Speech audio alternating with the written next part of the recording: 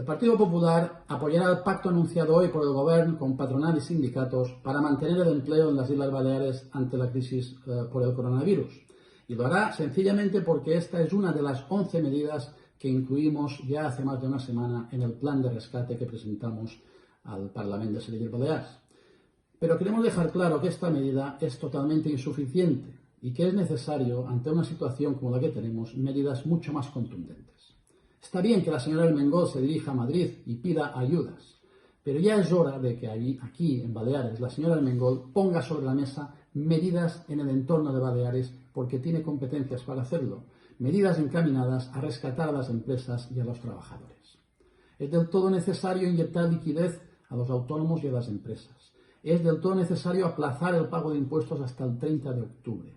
Es del todo necesario que a cero ingresos se paguen cero impuestos. Miren, el ERTE garantiza el trabajo a los trabajadores, pero no el nivel de renta que tenían antes, el nivel de ingresos, sino que tendrán muchos menos ingresos. Para complementar esta pérdida de ingresos necesarios para que estas familias y trabajadores lleguen a final de mes, es importantísimo poner en marcha una renta mínima de emergencia COVID-19, que es otra de las medidas que llevamos el Partido Popular en nuestro plan de rescate.